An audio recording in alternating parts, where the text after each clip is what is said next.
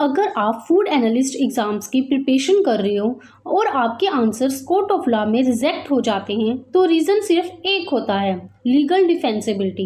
इस वीडियो में आपको सिंपल लैंग्वेज में बताऊंगी कि एक फूड एनालिसिस लेबोरेटरी कैसे प्लान की जाती है ताकि डाटा जो हो लीगली एक्सेप्टेबल हो। तो हम फर्स्ट पॉइंट पे चलेंगे, meaning of legal defensibility of analytical data. तो लीगल डिफेंसिबिलिटी का बेसिकली मीनिंग क्या है? लीगल डिफेंसिबिलिटी का मतलब है कि लेबोरेटरी के एनालिटिकल रिजल्ट्स और इतने सही और ट्रस्टवर्थी हों कि उन्हें कोर्ट ऑफ लॉ में एविडेंस के रूप में एक्सेप्ट किया जा सके। Next point, planning and organisation of food analysis laboratory. उसमें एक ए पॉइंट है, प्लानिंग ऑफ लेबोरेटरी। हम लेबोरेटरी की प्लानिंग कैसे करते हैं? तो एक हेडिंग है हमारे पास, proper planning is required for setting up a food analysis lab to ensure quality testing. मतलब कि जो फूड एनालिसिस लेबोरेटरी बनने से पहले प्रॉपर प्लानिंग ज़रूरी होती है जिससे कि क्वालिटी टेस्टिंग हो सके। Selection of suitable location, adequate space and layout, proper work flow. मतलब कि इसमें शामिल है कि सही जगह का सिलेक्शन, पूरी स्पेस और layout, proper work flow, sample receive करना, टेस्टिंग, स्टोरेज और वेस्ट डिस्पोजल के लिए अलग अलग एरिया। ये सब प्लानिंग एंड ऑर्गेनाइजेशन है फूड एनालिसिस लेबोरेटरी का। अब है B point, organisation of laboratory. जो लेबोरेटरी ऑर्गेनाइजेशन है वो अपनी क्या क्या डिफाइन करती है, रोल प्ले करती है। तो जो लेबोरेटरी ऑर्गेनाइजेशन का मतलब है स्टाफ्स के रोल्स और रिस्पॉन्सिबिलिटी डिफाइन करना है, जिसमें शामिल होते हैं laboratory head, technical manager, quality manager, trend analyst, support staff. Clear hierarchy से डाटा की ऑथेंटिसिटी और अकाउंटेबिलिटी बनी रहती है। Third point, infrastructure and equipment requirements. इसमें क्या क्या इंफ्रास्ट्रक्चर एंड इक्विपमेंट का रिक्वायरमेंट्स रहेगा।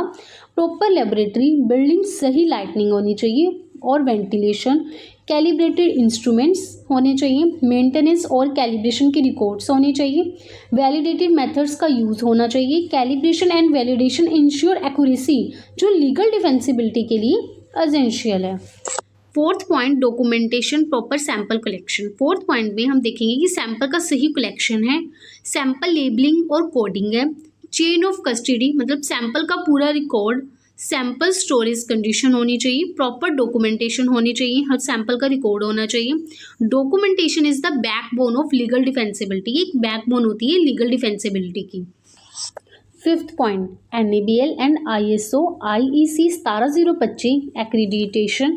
अब हम NABL के बारे में इसमें एक्सप्लेन करेंगे कि NABL क्या है। तो NABL की फुल फॉर्म रीड आउट करते हैं, national accreditation board for testing and calibration laboratories accredits laboratories in India. तो NABL भारत में टेस्टिंग और कैलिब्रेशन लेबोरेटरीज को एक्रीडिट करता है। B point, ISO IEC 17025। ISO IEC 17025 एक इंटरनेशनल स्टैंडर्ड है जो टेस्टिंग लेबोरेटरी की कॉम्पिटेंस को डिफाइन करता है।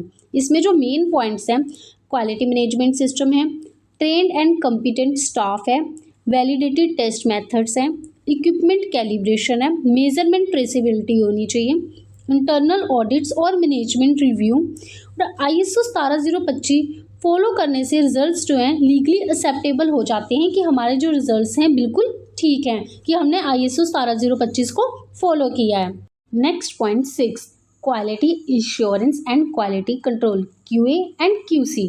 तो Q and QC analytical results की रिलेबिलिटी इंश्योर करता है, जिसमें शामिल हैं रेफरेंस स्टैंडर्ड्स का use, proficiency testing, internal quality control and corrective और प्रिवेंटिव एक्शंस।